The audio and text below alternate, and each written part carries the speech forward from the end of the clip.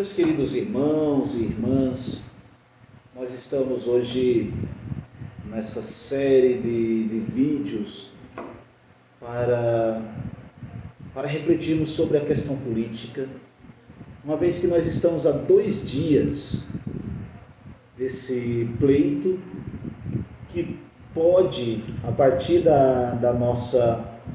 do nosso voto, pode e vai mudar a história do Brasil, no contexto dos municípios. Isso aqui é importante da gente pensar, porque o nosso voto muda a história do Brasil dentro do contexto dos municípios. Então, daqui 2 dias, você e eu vamos ter a possibilidade de mudar a história do município onde nós moramos. Então, é importante que você tenha essa consciência. Gostaria que você pensasse muito sobre isso, porque o seu voto vai mudar a história do município aonde você mora para bem ou para mal. Se o candidato que você vai votar, ele for bem, tudo vai bem. Mas se ele for mal, tudo vai mal. E sabe de quem é a culpa? Nossa. É engraçado isso, né? A gente dizer que as coisas que estão acontecendo no Brasil, a gente vai colocando culpa nos outros. Mas no contexto político, quero dizer para você, muita tranquilidade. Muitas coisas acontecem no Brasil, dentro do contexto político, e a culpa é nossa. Sabe por que a culpa é nossa? Porque nós votamos em ficha suja. Nós votamos em pessoas que têm índole para a corrupção. Padre, mas ninguém tem estrela na testa. Ele não tem estrela na testa, mas os atos dele indicam o que eles vão fazer, os candidatos, se eleito. Por isso, esses vídeos que eu vou fazer agora, esses 2 vídeos curtinhos de 10, 12 minutos, ele tem justamente essa intenção. Porque nos outros nós falamos, né, de tantas coisas, falamos de compra de voto, falamos de peculato, falamos de improbidade administrativa, e tudo isso é importante. Mas esse aqui eu quero começar fazendo uma pergunta para você. Meu querido irmão, você sabe o que é corrupção? Porque a gente liga a TV, a gente liga o rádio, nas conversas na esquina, a gente vai ouvindo e diz assim, olha, aquele fulano é corrupto, aquele não sei o que lá é corrupto, não sei o que lá. Você sabe o que é corrupção? De modo geral, nós sabemos o que é corrupção? Quando você furar a fila lá na lotérica, isso é um ato corrupto? Quando você diz para alguém, fica aqui, porque eu vou sair, e quando eu voltar eu quero o meu lugar, isso aqui é um ato corrupto? O que você acha?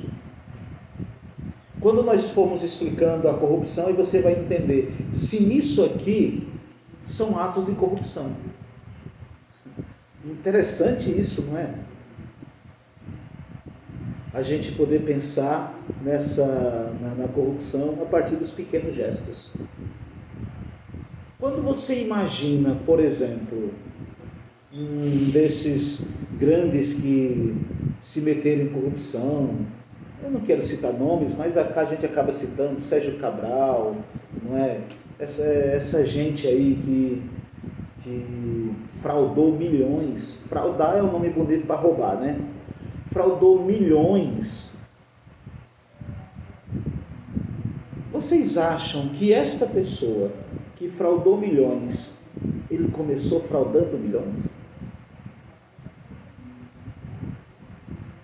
Ou será que ele não foi corrigido logo no começo, quando as coisas começaram a acontecer?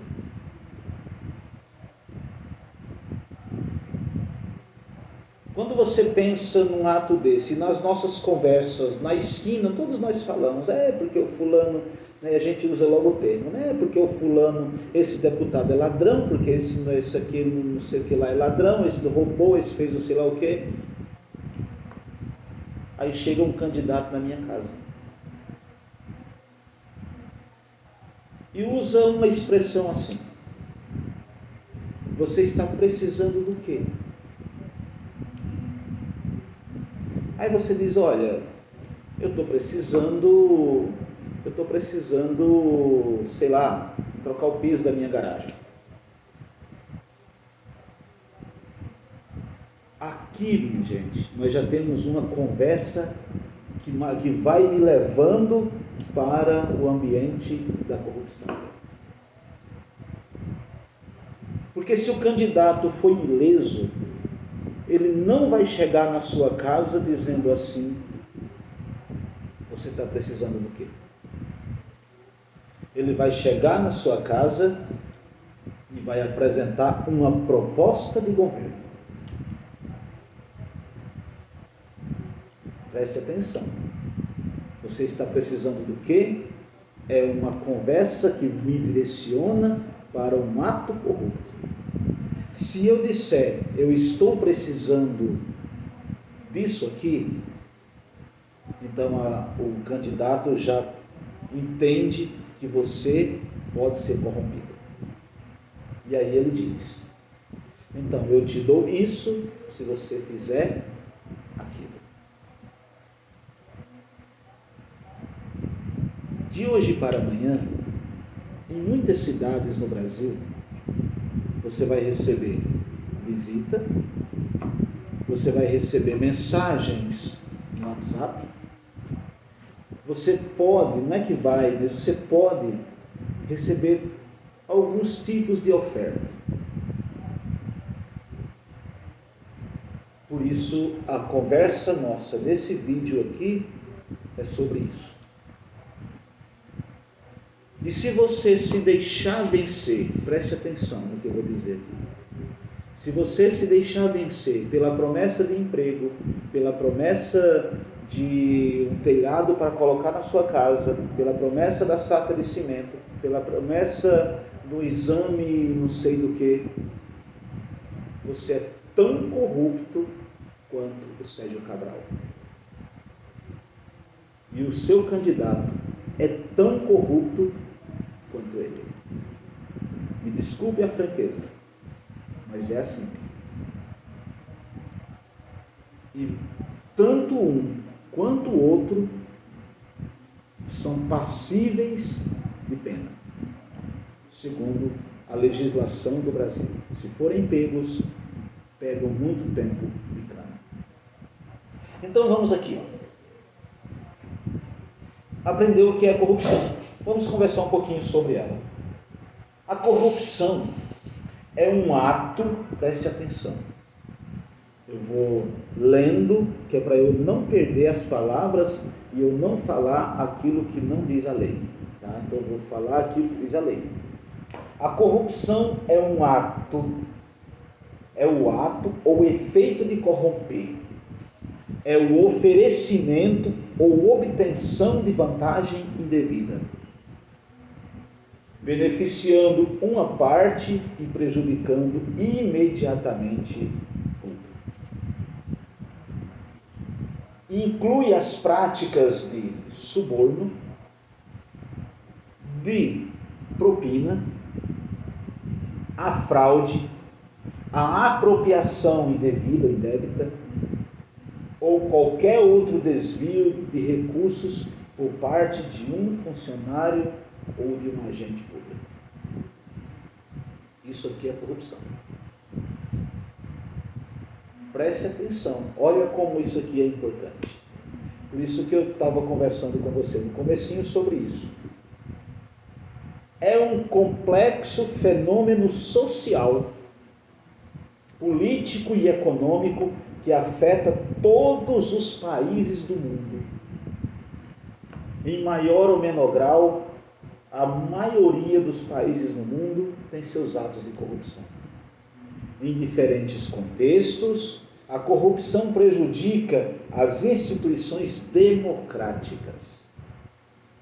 Se você já ouviu falar numa frase assim, Estado democrático de direito, e é claro que você já ouviu, a corrupção, ela afeta direto o Estado democrático de direito.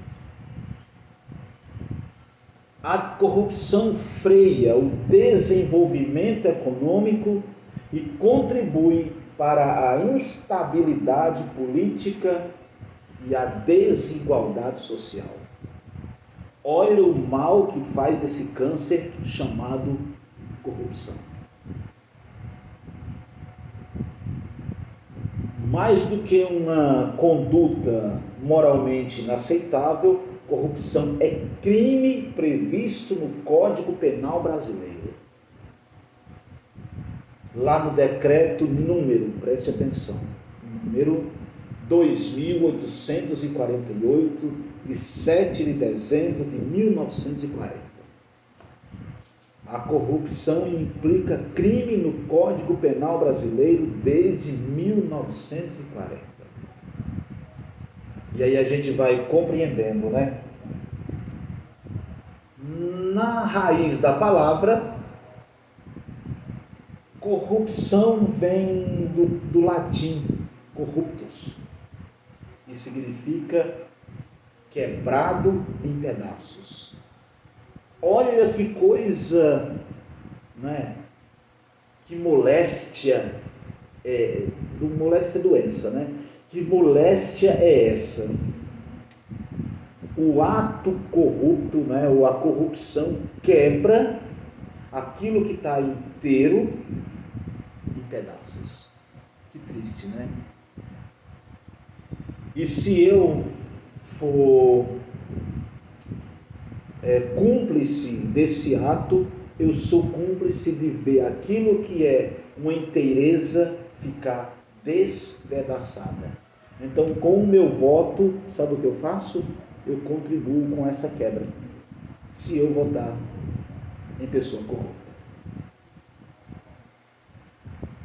Esse efeito de corromper, esse oferecimento para obter vantagem devida, para beneficiar uma parte e prejudicar imediatamente a outra, isso é corrupção.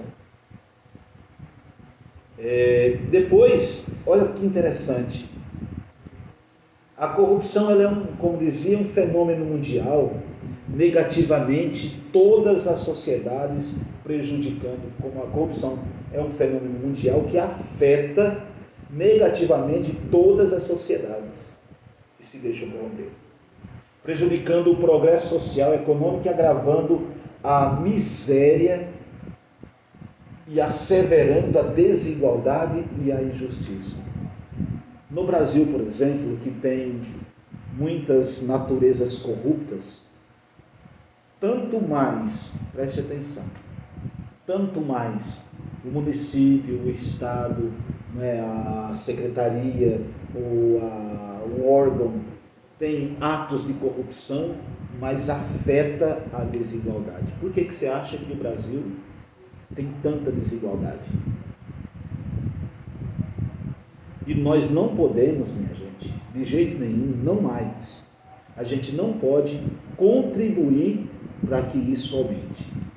O nosso voto, ele pode contribuir para que a desigualdade aumente. Então você tem, daqui 2 dias, a possibilidade de evitar que a desigualdade aumente. Você pode votar em pessoas mais ilesas, não é? Uma palavra que se usa muito, de conduta ilibada.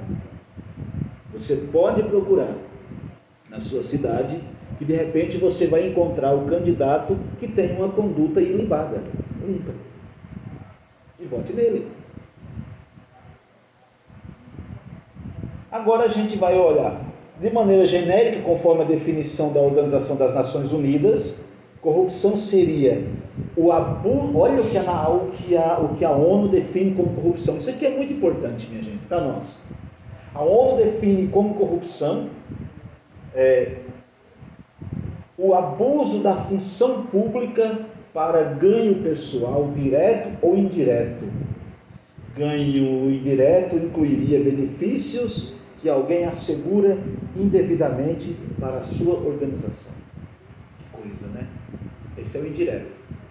Eu corrompo para uma organização a qual eu faço parte, né? Eu vou dando um jeitinho para que aquela organização da qual eu faço parte, ela seja beneficiada. Isso aqui é a corrupção indireta. Tá?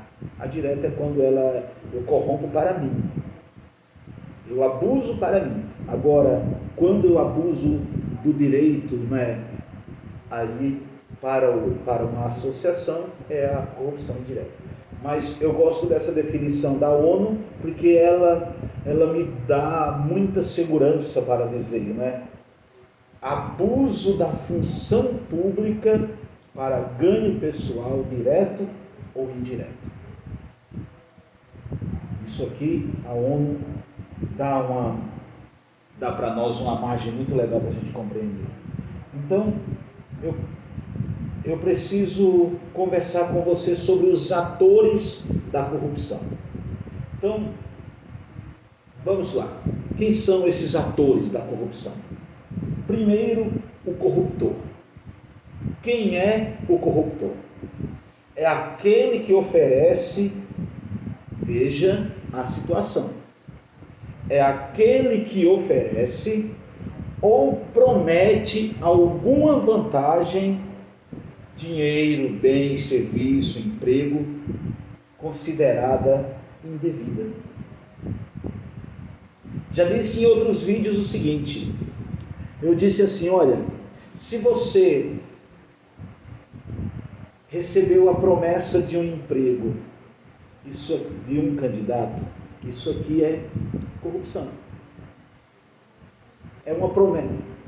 Padre, mas eu não recebi ainda. Não recebeu ainda.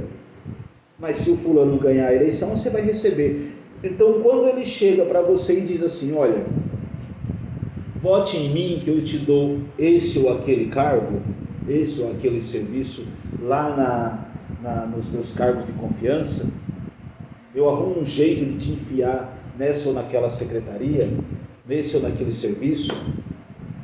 Isso aqui é um ato corrupto. Esse fulano é chamado corruptor. Se ele oferece dinheiro, é a mesma coisa. Percebe? Esse aqui é o corruptor. E o corrompido, quem é? É justamente aquele que recebe ou aceita a promessa ou a vantagem indevida. É aquele que recebe a vantagem indevida. Aquele que recebe ou aceita a promessa da vantagem indevida. Esse é o corrompido. Mas tem uma outra classe de pessoas que estão envolvidas nesse inteirinho aqui, que é o conivente. Quem é o conivente? É aquele que, apesar de não estar envolvido diretamente com o esquema da corrupção, do qual fazem parte o corrupto e o corrompido, o corruptor e o corrompido, tem conhecimento da existência da mesma e nada faz para impedir, destruir, né, ou ao menos denunciar ao órgão competente. Então você que sabe do ato, mas não é da minha conta, você é conivente. Você é conivente com o ato. Veja, o corruptor é aquele que oferece, o corrompido é aquele que recebe, o conivente é aquele que sabe que teve alguém que ofereceu e outro que recebeu, mas eu não quis saber. Você, meu filho e minha filha, que sabe de atos desse tipo aqui, você precisa denunciar. Precisa denunciar, porque senão você é conivente com a situação. Joia? E tem uma outra classe que aparece aqui, que é o irresponsável. Quem é o irresponsável? O irresponsável nem é o corruptor, nem é o corrompido, nem é o conivente. Mas é, por exemplo, o fulano que está a serviço de uma determinada situação, secretaria, é prefeito, é não sei o que lá, é governador, mas não investiga os seus subordinados. Geralmente é caracterizado por um agente que ocupa cargo de chefia dentro de uma administração pública e que não acompanha com a devida atenção e rigidez que a função exige. Esse fulano é irresponsável. Ele não toma conhecimento. As coisas estão acontecendo e ele está lá. Mas tem as formas de corrupção. As formas de corrupção são corrupção ativa e corrupção passiva. O que significa uma, e de modo geral, e o que significa outra. O Código Penal brasileiro, no artigo 317, diz que a corrupção passiva é o crime praticado por funcionário público contra a administração pública. É a pessoa que comete o crime, esses crimes elencados acima, sob corrupção, contra uma administração pública. Esse é o passivo. Quem é o ativo? Segundo o artigo do Código Penal Brasileiro, número 333, é o crime praticado por um particular contra a administração pública. A pessoa não é um agente público, mas por caminhos variados ele conseguiu entrar em uma administração pública e ele participou do ato corrupto. Vocês entenderam? A passiva é por um funcionário, que pode ser um gestor, que pode ser um secretário, que pode ser alguém que é funcionário. E a ativa é por um particular contra a administração pública. Tá bom? Isso aqui é importante. No Brasil e no mundo há formas de corrupção, né?